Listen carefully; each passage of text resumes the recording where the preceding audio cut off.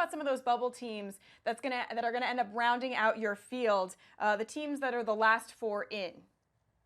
Yeah, so right now I have Seton Hall, Pittsburgh, Miami, and VCU as my last four in. And you guys, right now, it is pretty hard to come up with teams to be the last four in, not because there are too many, but because there are too few. I feel like we could cut this down to maybe a 56 or a 52 team tournament and be totally fine with it. It is hard to find 36 strong at-large resumes right now. I mean, Miami has lost to the five best teams that they've played this season. VCU just earlier this week lost at Fordham in overtime. It is a soft bubble at this stage of the season. I am very thankful that we have 2 more months for some of these teams to step up and prove themselves or step down and disprove themselves, because we are absolutely going to need it. It is an incredibly soft bubble. I mean, it is soft at the top of the field this year too. And I think that's why a team like Baylor, despite a couple of missteps, is able to rightfully hold on to a number 1 seed. And that is trickling all the way down to team 67, 68, 69, 70, even when we get out of the dance. I mean, there are a lot of arguments against teams,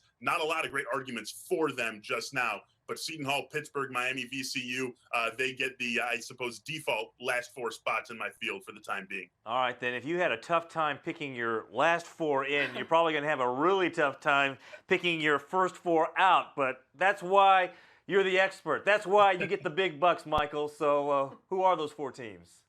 Yeah, I suppose we have more to pick from here. Less deserving teams that are deserving to get in. Rhode Island, Marquette, Georgia, and Michigan are the 4 teams that I have just waiting to punch their way in. Now, Marquette and Michigan, to me, these are the most interesting teams out of these 4 that we have left, because they're both going to have opportunities. Rhode Island coming out of the A-10, not a ton of opportunities for them. Same goes for Georgia in the SEC. Yeah, you've got Kentucky, you've got Florida, and then you've got a pretty solid South Carolina squad that took down Florida at home earlier this week. But again, not a lot of opportunities. Marquette playing in the Big East, Michigan in a topsy-turvy Big Ten where you can't really figure out what's going to happen from day to day unless Wisconsin or Purdue is involved.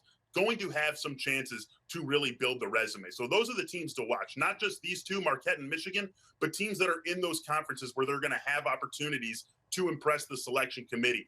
It's a little bit unfair, perhaps, that a team like Rhode Island, which probably is just as good as Michigan, doesn't get that. But that's the life that we lead, depending on what sort of conference that we're in. Marquette, Michigan, very interesting to watch them. Michigan plays Illinois on Saturday, another bubble team. That could go a long way to determining if one of these 2 teams is in the tournament come Selection Sunday.